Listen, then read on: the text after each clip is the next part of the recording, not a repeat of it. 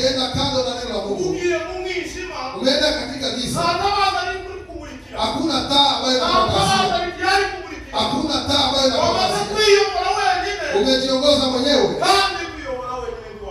na ukijiongoza mwenyewe hautaweza. Utafanya matakwa yako, utafanya mafikio yako.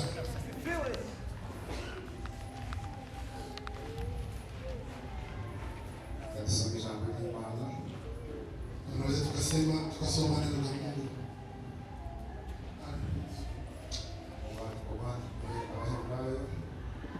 Kitabu cha Waebrania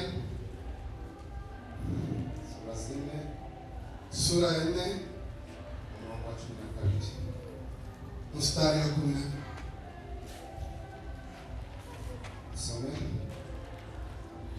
Kuko ijambo ry'Imana ari rizima, rifite imbaraga kandi rikagira ubugi buruta ubw'inkota zose, rigahinguranya ndetse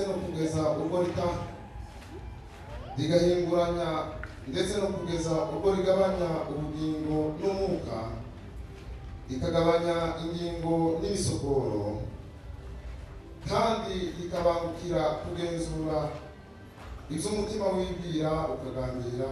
Amen. Ongere dusome.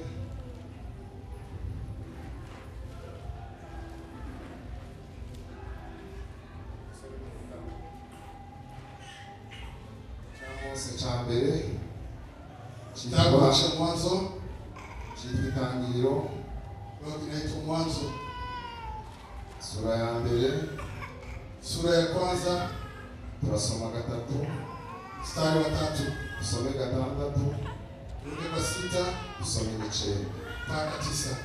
3 haravuga ngo,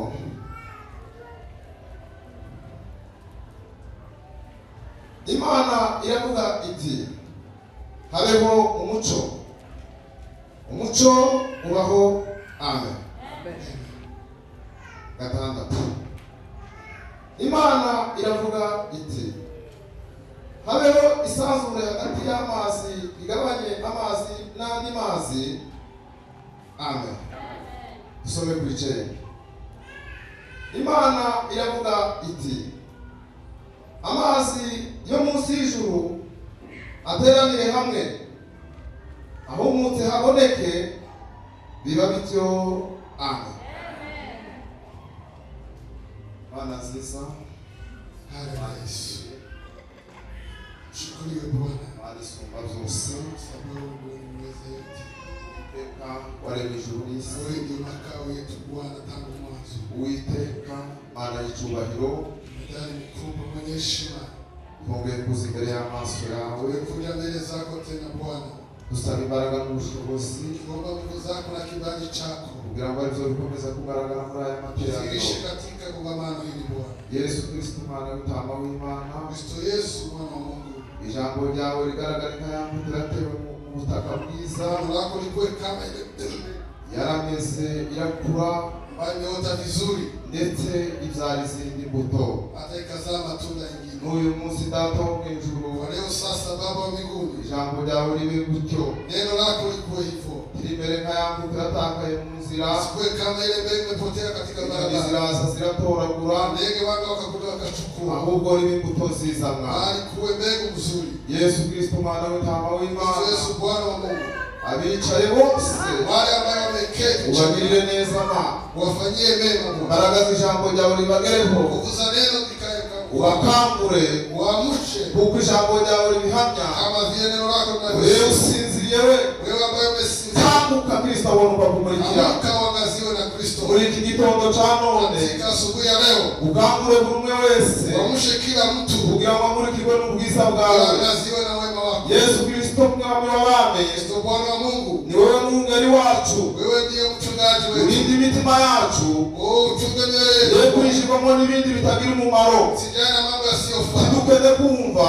Tunataka ntidukende gutegera, tusikose ndetse ntidukende no kubona, bali kuona, kuko ari wowe mwungeri kwa wacu. sababu wewe ni mchungaji Ni mu wetu. izina ryawe Data tubisabye. Katika jina la Yesu. Amen.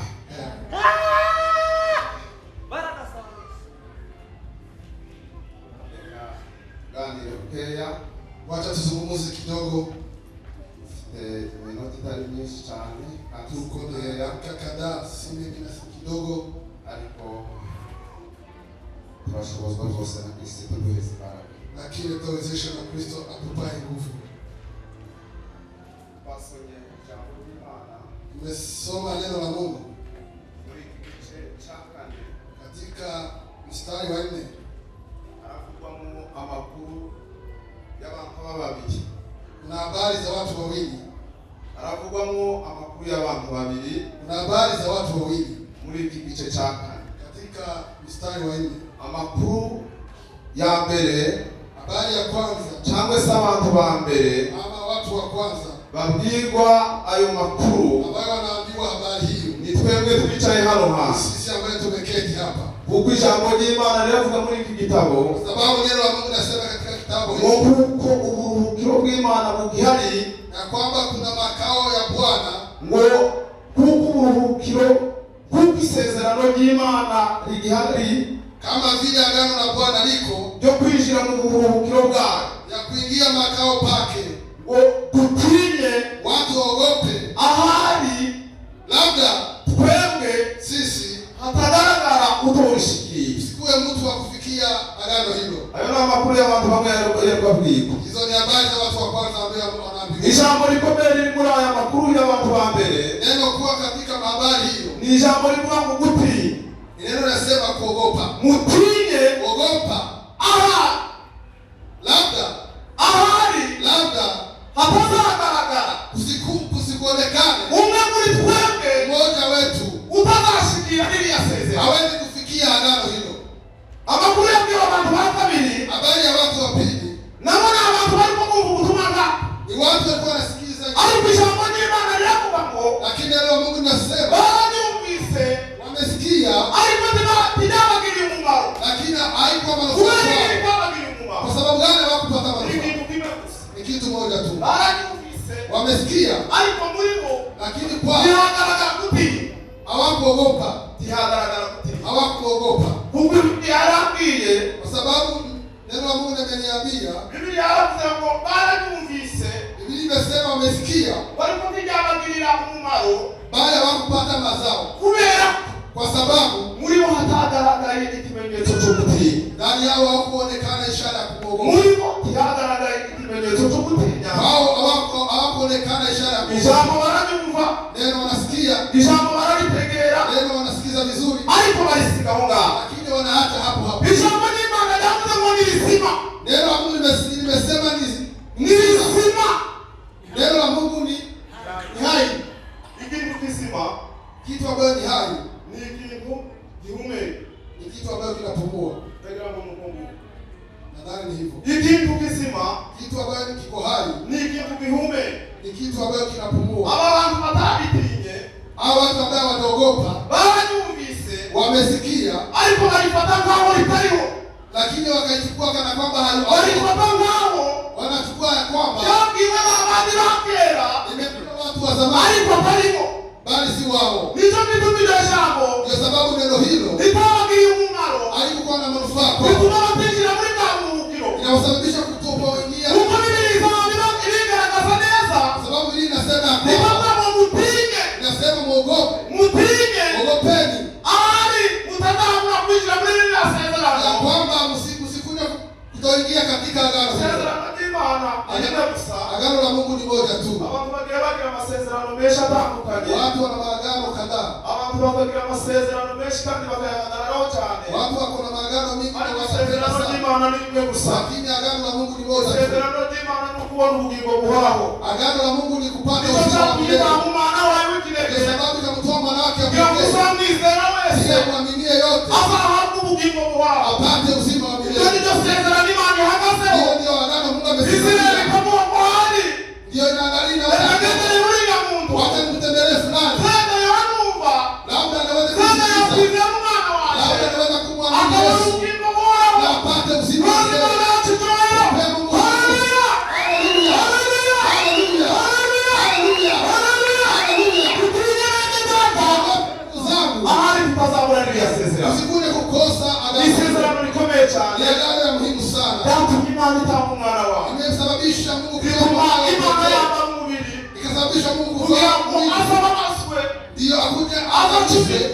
apigwe, akubitwe, asuzugurwe, adharauliwe. ari Imana yo mwijuru. Nani Mungu wa mbinguni? Kwa sababu ya kitu moja tu, ndio tupate agano, ndio tuingie katika agano, ndio tukae pamoja naye, ndio tuingie katika ameandaa kitambo sana, ameandaa kitambo sana. Neno la Mungu lina nguvu, kitu ambacho kina nguvu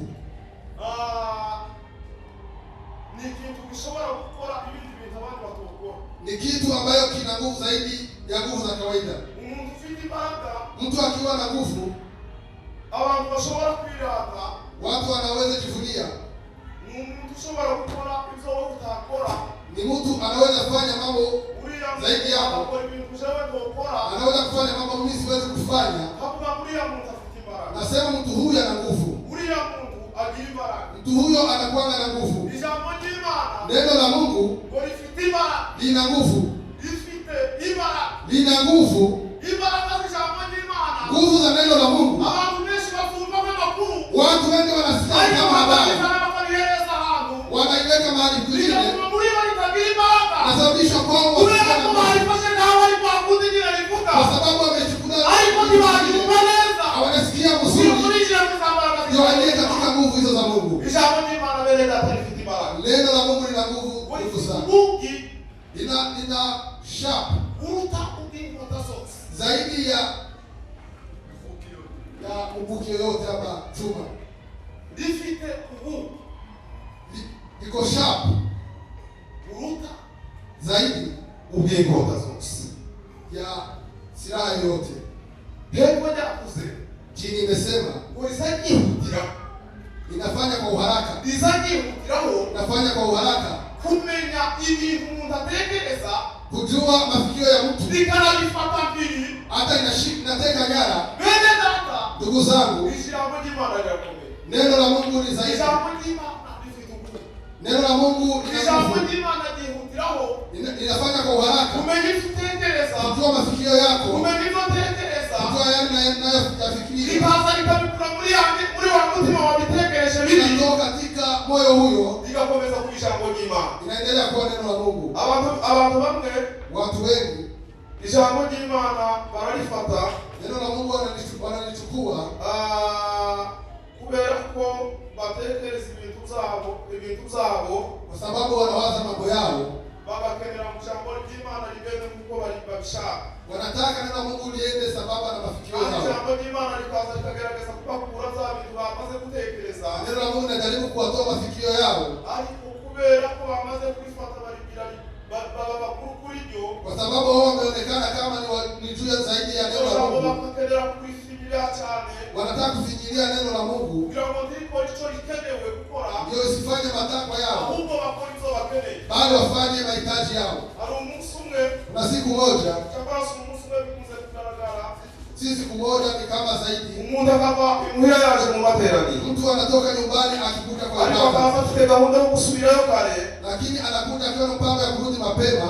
Abantu urataha bihe, utaenda nyumbani saa ngapi? Ndataha cyane bagiye kuvuga ijambo ry'Imana. Nitaenda ile wakati wa neno la Mungu. Ukeneye guhindura ijambo ry'Imana ubusa, unageuza neno la Mungu kuwa bure. Wishize hejuru y'ijambo ry'Imana, wewe unaonekana uko juu zaidi yake. Ijambo ry'Imana ukarigira hasi cyane. Neno la Mungu unaweka chini. Ijambo ry'Imana ni rizima bene data. Neno la Mungu ni hai. Ijambo ry'Imana rifite imbaraga. Neno la Mungu lina nguvu. Ijambo ry'Imana ryihutira gufata ibyo bitekerezo zawe. Neno la Mungu lina uharaka kufikia mafikio yako.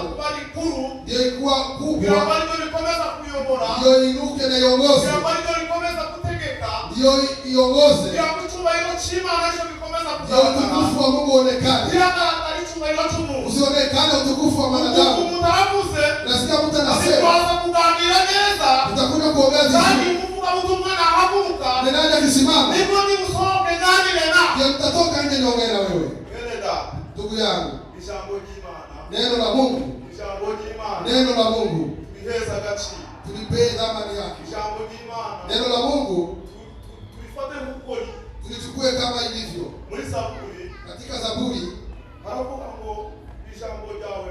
nasema neno lako Bwana ni kama taa na miguu yangu.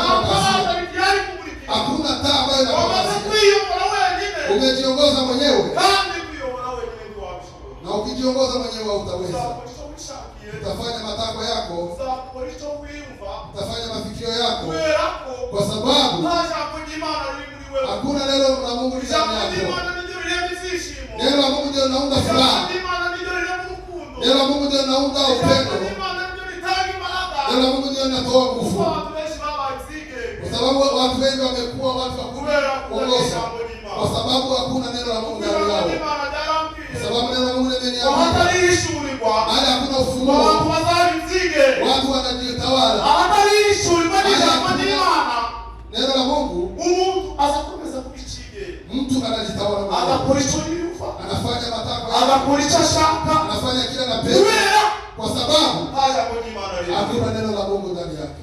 Imana yaremye ijuru n'isi. Mungu ameumba dunia na mbingu. Katika kitabu cha Mwanzo Imana yaremye ijuru n'isi. akaumba ulimwengu na mbingu. Imana kuremye ijuru n'isi, Kisha kuumba dunia na mbingu, umwijima wari wuzuye isi. kulikuwa giza juu ya ulimwengu ama dunia, ilikuwa ni bure bure. Ijambo rikomeye cyane, Sema neno la Mungu la muhimu riruta n'amagambo yose. zaidi ya maneno mengine. Ni naryo jambo rya mbere Imana yavuze. Hiyo ndio neno la kwanza. Imana yavuga ngo habeho umucyo, akasema kuweko nuru, umucyo ubaho. na nuru ikakuweko. Yarivuze ngo habeho umucyo, Ilikuwa imesema kuwe nuru. hagati yaho yaragiye irema igere ku munsi wa gatandatu irema umuntu. Ilienda ikiumba siku ya, ariko narabishuriwe, nimefunuliwa. umunsi yavuze ngo habeho umucyo, Siku ilisema kuwe nuru. umunsi wa mbere yavuze ngo habeho umucyo, Siku ya kwanza ambayo imesema kuwe nuru, umucyo ubaho, nuru ikakuwa. uwo munsi yariremye umuntu. Ilikuwa imeumba. Yagiye kubisohoza ku munsi wa gatandatu, Naenda kutamatisha, ariko wa munsi wa mbere lakini siku ya kuja kwanza yariremye umuntu. ni kama ilikuwa imeumba. Kuko ijambo ry'Imana ryarambwiye Kwa sababu neno la Mungu ngo muri limeambia umucyo w'isi, ninyi ni nuru ya muri ulimwengu. umucyo w'isi, Ninyi ni nuru ya ulimwengu. kandi iryo zina Na jina hilo, niryo zina dusangiye n'Imana. hiyo ndio jina Yesu yarimo yivuga nawe, Yesu aravuga ngo muri akajisema umucyo w'isi. akasema mimi ni nuru ya ulimwengu. Nanone arongera aragaruka, Akarudi tena aravuga ngo natwe turi umucyo w'isi. akasema pia sisi ni nuru ya ulimwengu. Imana yari imaze kurema ijuru n'isi, Mungu alikuwa ameumba ulimwengu irema umucyo, na mbingu, akaumba nuru byari pia. bisigura ngo ndemye umuntu wa mbere. Ilikuwa imesema nimeumba Uyu mtu muntu wa kwanza. yararemwe, Vile mtu alikuwa ameumba, umuntu yararemwe, kama alikuwa nicyo ameumba. gituma umuntu yamaze kuremwa, Ndio sababu mtu kisha nicyo gituma kuumba, umuntu yamaze gushyirwa mu bikorwa, kisha kuwekwa kwa kazi, ariko yari yaramaze kuremwa wa munsi wa mbere. lakini alikuwa ameumbwa kitambo. Umuntu atangira gutegeka za bintu bisa nkaho zaremwe mbere yacu. Mtu anaanza kuongoza vile vitu ambavyo vimeumbwa mapema. Ikimenyetso ni kimwe gusa, Ishara ni moja tu, nuko umuntu ari wari waremwe ubwa mbere. ya kwamba mtu alikuwa ameumbwa Umuco. mapema. Nuru Ikimenyetso ni ishara igaragaza umukristo, ambayo inaonyesha Mkristo. uri umucyo w'isi. Ninyi ni nuru ya Bene ulimwengu. data, Ndugu zangu, iri ni ijambo ry'Imana. hii ni neno la Mungu. Yaravuze ngo umucyo nubeho, Imesema nuru ikuweko kubaho. na ikakuwa. Iravuga ngo inyanja nisibeho, Ikasema bahari ziumbwe bibaho. zikakuwepo. Iravuga ngo nihabeho isanzure, Ikasema kuwe anga, bibaho. pia ikakuwa. Iryo ni ijambo ry'Imana. Hiyo ni neno la Mungu. Iryo ni ijambo ry'Imana. Hiyo ni neno la Mungu. Ijambo ry'Imana rirakomeye bene data. Neno la Mungu ni zaidi. Ijambo ry'Imana turiheza agaciro. Neno la Mungu tulipee Ijambo value. ry'Imana ritwuzure rishitse. Neno la Mungu litujai. Ijambo ry'Imana ritubwenge. Neno la Mungu Ijambo lituongoze. ry'Imana rituyobore. Neno la Mungu lituongoze. Ijambo ry'Imana rigira imbaraga muri twebwe. Neno la Mungu likuwe na nguvu katika sisi. Ikintu kimwe gusa, Kitu moja tu tunaombwa ni kubyumva no kubyumva. ni kusikiza na kutenda. Ibi kubyumva gusa, Sikwenda kusikiza tu. ijambo ry'Imana rivuga. Hivyo ndio neno la Mungu linasema. Ijambo ryanje Ni neno langu. ntibibe kubyumva gusa, Sikwenda kusikia, ahubwo mukore uko rivuze. bali fanyeni ambavyo Nabo inasema. nitubyumva gusa, Sikia ngo tu. tuzagereranwa Tutalinganishwa umuntu wubatse inzu yiwe na mtu ambaye amejenga nyumba yake musenyi. katika mchanga. Iyo mvura iragwa, Mvua ikinyesha, imvura imara kugwa, mvua katika kubera baada ko ya kunyesha, yumvise rya jambo ntiyarishira mu kwa bikorwa, sababu amesikia neno kuba kwa matendo, kwabaye kunini cyane. imeanguka zaidi sana. Ariko nitubyumva tukabikora uko byakubwiye, Lakini tukisikia na tutende, tuzagaragara nk'umunyabwenge. utaonekana wewe kama mtu wa Twubaka inzu hekima yiwe ku rutare, ambaye amejenga nyumba yake katika inzu mwamba. zose zayikwiseho Vitu zote zimeanguka, imivu, umuyaga, na mawingu zose biraza bihita zikakuja kuangukia kwa nyumba hiyo. nzagira icyo bitwara. haikusababisha kitu chochote, kwa sababu ilikuwa imejengwa katika mwamba. Kristo Yesu ndiye mwamba. Neno la Mungu ndio mwamba. Tukijenga katika mwamba, vitu ambavyo vinafika kwetu hazitafaa kitu hata kidogo, kwa sababu neno la Mungu. Kwa sababu neno la Mungu. Neno la Mungu nasikizwa na watu ambao wako macho. Neno la Mungu nasikizwa na watu ambao. Ndio sababu inasema wewe ambaye umelala, amka. Kristo akuangazie. Ushobora kushiriki kuba mchija amojimana mu bikorwa. Huwezi kuweka neno la Mungu katika matendo kama umelala. Haiwezekani. Haiwezekani. Inasababisha uamke na Kristo akuangazie. Ndio utende kazi ya Mungu. Ndio ufanye kazi mapenzi na Mungu. Na wengine chose wakati wote tulikora tukiyafanya hatwe kama sisi tunapoanga tumelala, tutayafanya lakini tutashindwa, kwa sababu hatuko kwa mstari ya watu ambao wameamuka. Mtu ambaye amelala anafanya anatenda, lakini anashindwa. Kwa sababu gani? Hakutaka kuangaziwa na Kristo. Hataki kuangaziwa na Kristo. Ndio neno la Mungu liwezeshwe. Hakutaka aangaziwe na Kristo. Neno la Mungu linasema kwamba kuwezeshwa na Kristo utupae nguvu. Ndugu zangu, watu wa Mungu, watu wa Mungu, acheni tuweke kwa matendo neno la Mungu. Acheni tusimame tuweke katika matendo. Acha tufanye kama ilivyo. Acha tufanye kama mapenzi ya Mungu. Ndio tutakuwa kwa mstari wa Mungu. Ndio tutaenda vizuri kwa mstari wa Mungu. Neno la Mungu litusaidie.